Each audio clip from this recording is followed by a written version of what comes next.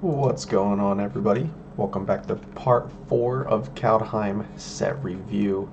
We have now covered white, green, red. Today I am operating with limited time, so I'm going to be giving you a shorter video today. It's kind of out of order, but we're going to be looking at the colorless spells today. Um, so Commander Legends, this is not. I think that this set has less than 10 colorless spells, so like I said, this is going to be a pretty short video. So if you saw my first 3 parts, you're going to know how I'm evaluating these cards. If you're just starting here, the best card in a set I think is probably going to be a new staple type card. If a card is a new staple, I believe that means it represents the colors well. It's probably to see play in a lot of decks that utilize that specific color. A constructed playable card is a card that I think is going to slot into some sort of pre-constructed deck format, whether that be Commander or Modern, Pioneer, Pauper, whatever.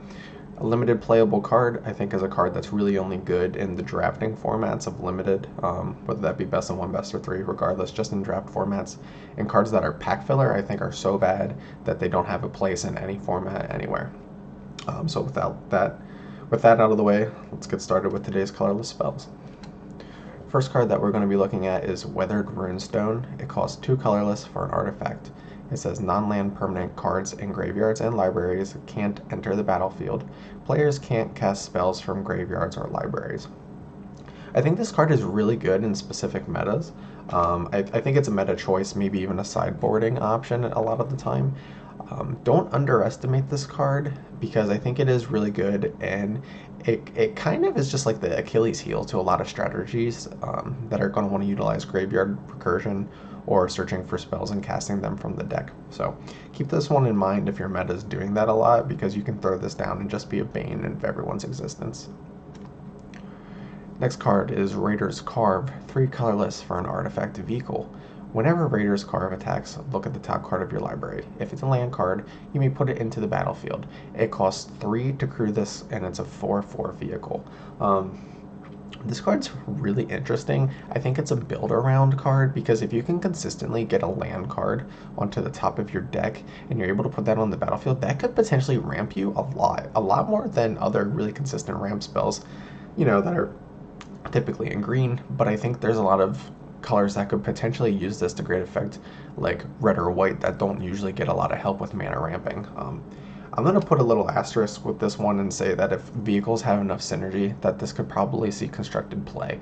I do think it's a little bit slow and it's not consistent enough to always be constructed or to go into every type of deck, but this one has potential.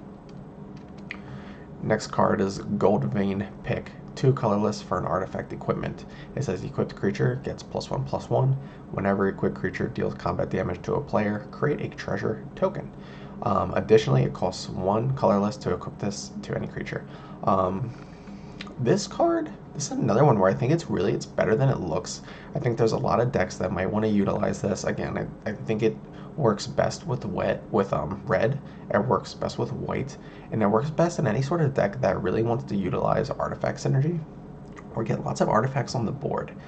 Because this itself is an artifact, and anytime you're going to deal that combat damage to a player, you're going to make another artifact. If you can do that a couple times, this can turn into 3, 4, 5 artifacts, and you can get a lot of synergy off of that. I think this is constructed playable, although I think it's very low as far as the power scale. But I think there's a couple decks that could or might want to utilize this for some interesting synergy. Next card, Funeral Longboat. It's 2 colorless for another artifact vehicle. This one is a 3/3 with vigilance. It costs 1 to crew it. So is this card good? I think actually of all the cards that I was looking at for this video, I think I looked at this one long enough. I was really debating whether I thought this was playable in any format or not. Eventually I came to the conclusion that I think it's pack filler. Yes, it costs 2. Yes, it only costs 1 to crew it. Yes, it has vigilance. I don't think the vigilance is relevant. The reason that I decided I don't think that this card is good is because you're often attacking or blocking with it to get any value out of it. Obviously, it doesn't have any other effects triggering when you're crewing it. So you're really needing to get trades with this, whether you're attacking and trading, defending and trading, and you're crewing it for 1, like, if you're tapping your 1 mana card That's, I don't know. Let's be optimistic and say you're tapping your 2/2 to crew this for 1, and you're putting out a 3/3 instead. That's not much of an upgrade to tap your creature. Like, there's enough creatures where you can just tap it and give other creatures +1/+1 or +2/+2 or anything to that effect. So after deliberating, I think this one is pack filler. Next card is Scorn Effigy. I spent a lot of time thinking about this one too, my gosh. So Scorn Effigy is 3 colorless for an artifact creature, Scarecrow. That's a 2/3. This one has the foretell. It has no other text, but you foretell it for 2, exile it face down on a later turn. You get to play it for 0. So effectively, this is a 2 mana 2/3. Pretty decent stats. I mean, really, we don't get a lot of 2 mana 2/3s anymore. Could it go into limited? I want to be optimistic and say possibly it can go into limited. It's definitely never seen play in constructed, don't get me wrong, and the tempo that you lose, even in limited, like, you don't get to play this on 2. You have to wait until turn 3 to do it. Granted, it's going to be free on turn 3, so, like, I want to be optimistic and say it could probably go into limited, but I think you'll be underwhelmed by how much tempo you have to give up on turn 2 to play nothing just to foretell this card. So, for that reason, I want to call it pack filler, but if you have no other option, maybe you can stick it in a limited deck. Next card is Raven Wings. 2 colorless for artifact equipment. It says equipped creature gets +1/+0, has flying, and it's also a bird in addition to its other types.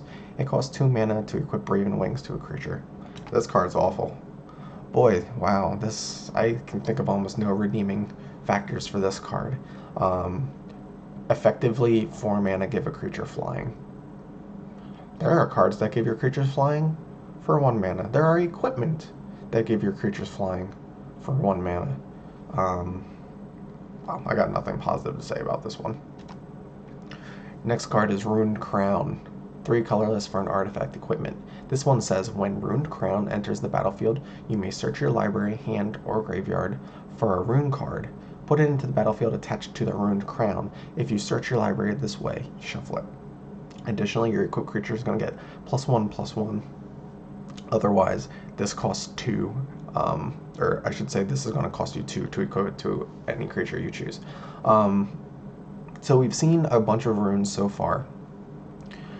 There has been, I think, 1 probably decent rune. The other runes have been kind of underwhelming. One thing to take into consideration when you play this card is every single rune, when it comes into the battlefield, will draw you a card. So this is going to cycle you a card every time that you do it. That's a nice benefit. If runes were really good, this card would be really good. Because runes are not really good, I think that this card is probably pack filler. I don't know if they'll print more runes in the future, or maybe if they'll ever come back to Kaldheim. The more runes there are, this card gets significantly better, but with what we have access to at the moment, I think this is not good enough to see play. Next card is Replicating Ring. 3 colorless for a snow artifact. You tap it to add 1 mana of any color. So this is a 3 mana rock, effectively, except it has a very, very absurd effect. At the beginning of your upkeep, put a night counter on Replicating Ring. Then, if Replicating Ring has 8 or more night counters on it, remove all the counters and you create 8 colorless snow artifact tokens named Replicating Ring with add 1 mana of any color. So you play this on turn 3. After 8 upkeeps go by, Replicating Ring becomes 9 Replicating Rings that you can all tap for mana. Wow. Now, I think this is too slow for standard, too slow for modern, too slow for single player formats, because those games, they're not going to see you through to turn 11 a lot of the time. So because of that reason, I just think it's too slow. However, multiplayer formats, Commander specifically, if you're in a slow meta, the turn that this goes off, you're going to win the game. You're going to have access to so much mana. And not only, don't even overlook the fact that just playing this as a 3 mana, 1 mana rock is not the worst thing in the world, because there are other ones that do essentially see play. Like in budget decks, Commander Sphere sees play. That's the same thing as Replicating Ring without the additional, actually it's even more limited because you can only add mana from your commander's color identity. This one gives you mana of any color. So, plus the additional effect that if you make it through 8 turns, this is just going to absolutely go off. If you don't win that turn, for the remainder of the game, you're going to have an additional 8 mana to work with for the rest of the game. This card is crazy. I mean, I think it's slow. It's absolutely slow. But even if it doesn't go off, it's not the end of the world. You still got that additional 1 mana every single turn. So this card's nuts. Next card is Colossal Plow. 2 colorless for another artifact vehicle. This one is a 6/3. It costs you 6 to crew this. Whenever Colossal Plow attacks, add 3 white mana and you gain 3 life. Until end of turn, you don't lose this mana, steps and phases end. So what does this mean for this card? It has interesting synergy with the white card that we reviewed earlier. I think it's called like Giant Ox or some sort of Ox or something like that, which is a 0/6, but you can crew it with his toughness. So this, in conjunction with the Ox card, is a pretty sweet 4 mana combo where you can crew this one out with just the Ox. Swing in with it, you get extra mana, you gain some life. It's specific. The biggest issue with this card is it's so specific and it's only really going to work in that deck. So, asterisk, if that deck exists, this card will see play and it's going to be pretty good. Issue, if it's not buildable, this card's horrendous. Anyway, vehicle deck, crewing deck, if that's around, look out for the Colossal Plow. Next card, Bloodline Pretender. 3 colorless for artifact creature shapeshifter. He has the changeling effect that says this card is every creature type. As he comes into the battlefield, you choose a creature type. Whenever another creature of the chosen type enters the battlefield, Bloodline Pretender is going to get a +1/+1 counter. He comes into play as a 2/2. Every time, for the sake of simplicity, let's say you name goblins. So every time that you play a goblin, he's going to get +1/+1. Is that good? I think this is an interesting payoff card. It's not your typical payoff card in a lot of tribal decks, but this guy scales really nicely, especially in small tribes like the goblins. I don't know, cats, dogs, elves potentially could see play or something like this. If you get enough of them on the board, you're gonna make this guy really big, really fast. Additionally, the ones that create tokens themselves are gonna be really cool because it just says creature. It doesn't say non-token creature. So if you play like a spell that gives you 3 goblins, this guy's going to get +3/+3. I think that this can probably be slotted into some tribal decks, especially the more aggressive ones with smaller creatures. I don't know if it always works, but I think it just scales so nicely and you don't have to do anything extra. You just play it alongside your other tribe creatures and it just gets bigger. So it's really easy to work with. Next card is Pyre of Heroes, 2 colorless for an artifact. You pay 2 and you tap the Pyre to sacrifice a creature. If you do that, search your library for a creature card that shares a creature type with the sacrificed creature and has converted mana cost equal to 1 plus that creature's converted mana cost. So we've seen this effect before, mostly in green. So if you are able to search out a card, you get to put that card onto the battlefield, then shuffle your library. You can only do this anytime you could do a sorcery. So you can't do it on your opponent's turn or in response to anything. It has to be on your turn during one of your main phases. Unless you have anything to give your sorcery speed stuff instant speed, but that seems really niche. So like I said, we specifically saw this effect really only in green up until now. So Wizards of the Coast is taking a green specific mechanic and putting it on an artifact, so it's going to give every color access to this. So is this card any good? It's a build around card for sure. And it's a little bit narrowly focused in that the creature that you get has to share a creature type with the creature that you sacrifice. So that's why I say it's a huge build around card. Obviously, tribes would be able to utilize this to the best effect because the focus of the sharing the creature type is irrelevant because all your creatures mostly share a creature type in the tribal decks. Other decks, I think you have to build your deck more specifically to utilize this or make this a focus of your deck in order to get big payoffs with it. But I think it's good enough for constructed play. I think you're going to have to take a lot of time and take a lot of care to build your deck around this, but I think if you can do it, it's going to be really cool. It'll be pretty strong. And I think the way that you get the most utility off of this is when you're playing cards that are poorly statted for their cost, but they have strong effects. So then this is like it's a 4, I don't know, a 4 CMC card that's like a 1/1, but it has a powerful ETB. You sacrifice that because it's just a 1/1. You're not that sad to see that go. So now you're getting a 5 CMC card. You slam that down for effectively just 2 mana. So huge, saves you a ton of mana, and all you lost was like a 1/1 that already did its job. So if you can build around it, I think this deck could be powerful and could capitalize on Pyre of Heroes.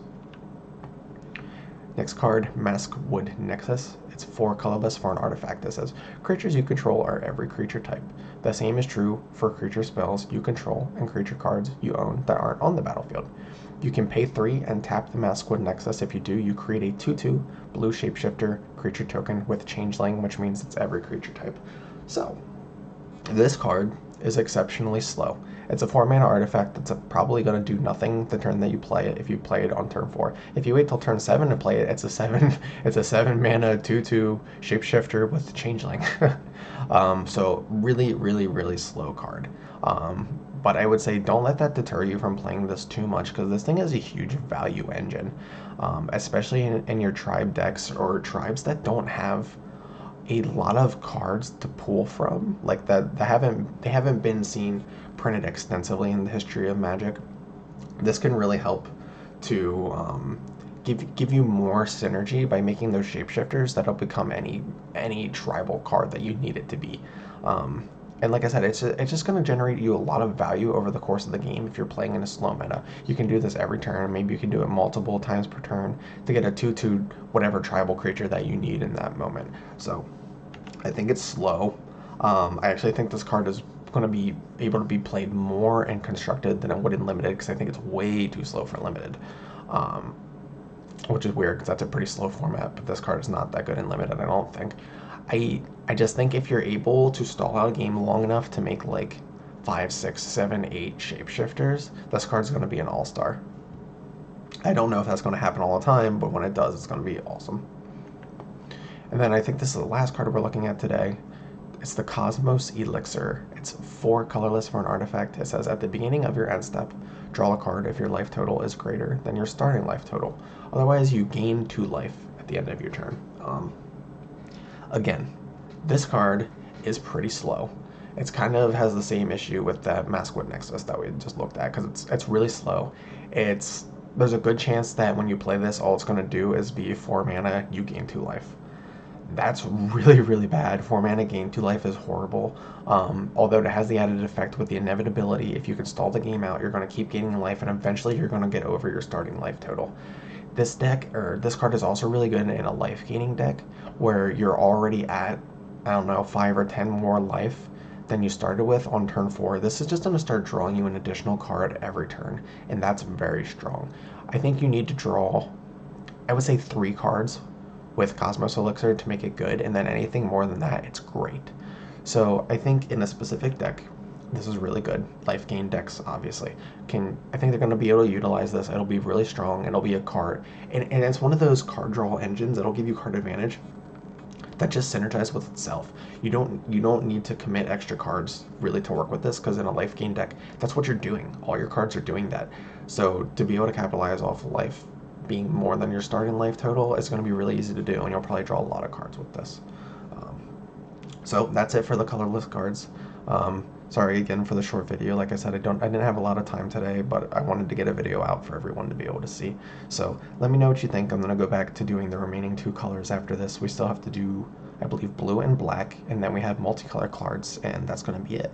I am really looking forward to the end of the week. I will be getting my booster box on Friday. My local game store is going to have theirs ready to go on Friday. I'm considering doing a pack opening video. So if anybody would like to see a pack opening video, please let me know. I'll open it on camera. I've never done that before, and that could be interesting.